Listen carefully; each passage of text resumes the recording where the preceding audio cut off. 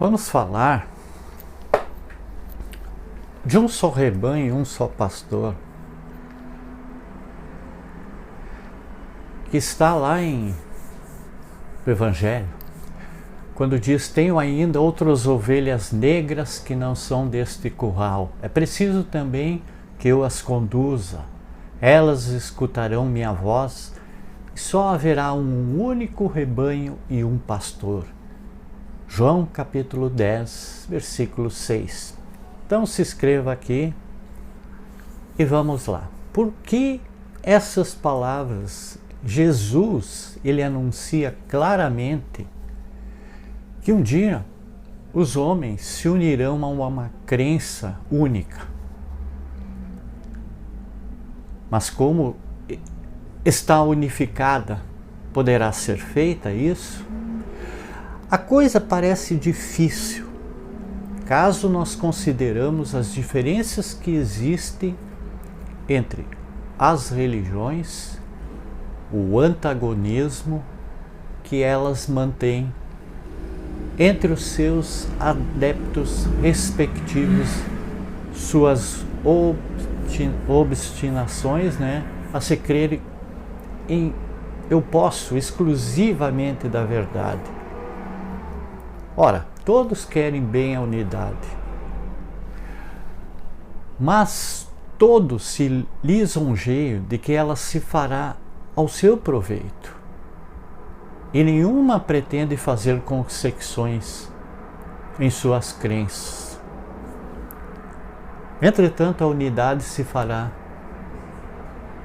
em religião, como tende a se fazer socialmente ou politicamente, comercialmente também, pelo aviltamento dessas barreiras que separam os povos, pela assimilação dos seus costumes, dos seus usos e da sua linguagem. Os povos do mundo inteiro fraternizam-se já, como aqueles de província do mesmo império. Presente-se está a unidade e deseja-se afarciar-se pelas forças das coisas, porque se tornará uma necessidade para estreitar os liames de fraternidade entre essas nações.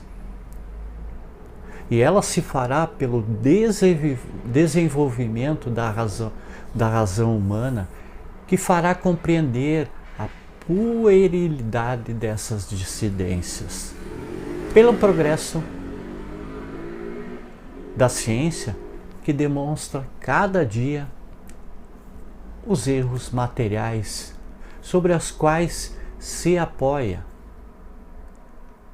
e destaca pouco a pouco as pedras carcomidas dos seus assentamentos.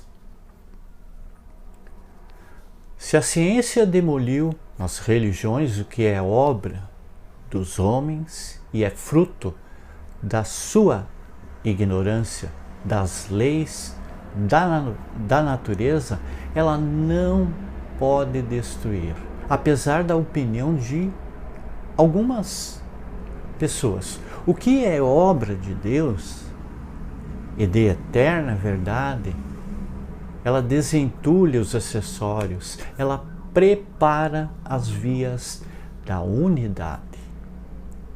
Então, para chegar à unidade, as religiões deverão se encontrar em um terreno neutro. Entretanto, comum a todas, para isso todas terão que fazer concessões e sacrifícios maiores ou menores, conforme a sua multiplicidade de seus dogmas, de seus padrões particulares. Mas em virtude do princípio dessa imutabilidade, que professam todas, a iniciativa dessas concessões ela não poderia vir do campo oficial. Ao lugar de tomar seu ponto de partida do alto, elas o tomam por baixo, pela iniciativa individual. Então opera-se, após algum tempo, um momento de descentralização. Entendo que adquirir uma força irresistível. O princípio da imutabilidade que essas religiões consideravam até aqui como uma égide conservadora, torna-se um elemento destruidor, atentando para o fato de que os cultos, imobilizando-se, ao passo que a sociedade ela marcha para frente, eles serão contornados após absorvidos na corrente de ideias de progressão. Entre as pessoas que se destacam no todo ou em parte dos troncos principais e do qual o número engrossa sem cessar, se alguns não quiserem nada, veja bem que a imensa maioria que não se acomoda, anulando-se do nada, quer alguma coisa. E esta alguma coisa, nada está ainda definida em seu pensamento. Mas presentem nas tendo ao mesmo fim por vias distintas, e será por elas que começará esse movimento de concentração sobre a unidade. No estado atual de opiniões e de conhecimentos, a religião que deverá relacionar um dia todos os homens sob uma mesma bandeira será aquela que vai satisfazer melhor a razão e as legítimas aspirações do coração e do espírito, que não será de nenhuma forma desmentida pela ciência positiva, e que em lugar de se imobilizar, ela seguirá a humanidade em sua marcha progressiva, sem se deixar jamais ultrapassar.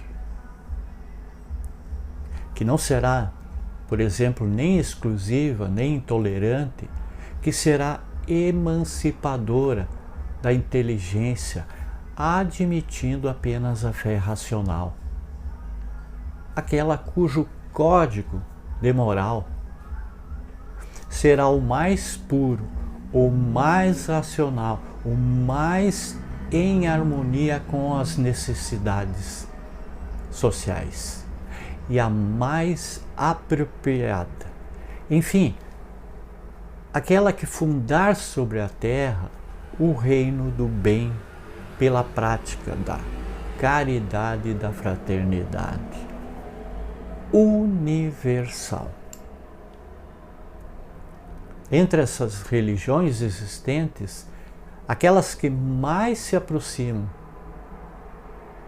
dessas condições, elas terão menos concessões que fazer.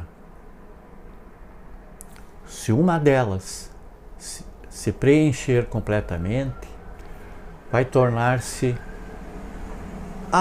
naturalmente o eixo da unidade futura. Esta unidade se fará em torno daquela que menos deixará a desejar pela razão, não por uma decisão oficial, porque ela não se regulamenta a consciência, mas pelas adesões individuais, e voluntárias.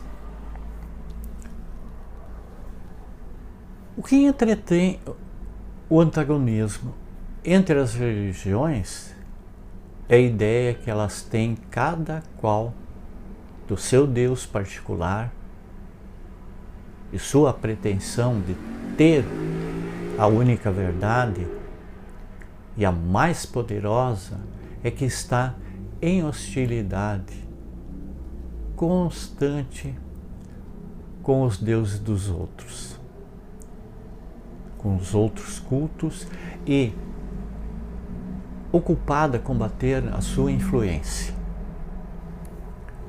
Quando se convencerem que só existe um único Deus no universo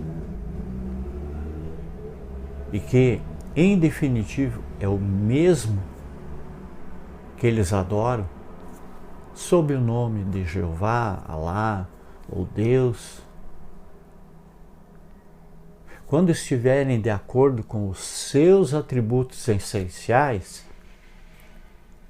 eles compreenderão que um ente único só pode ter uma única vontade, e elas se estenderão as mãos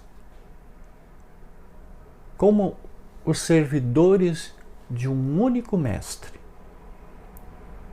e os filhos de um mesmo pai, e terão feito um grande passo sobre a unificação.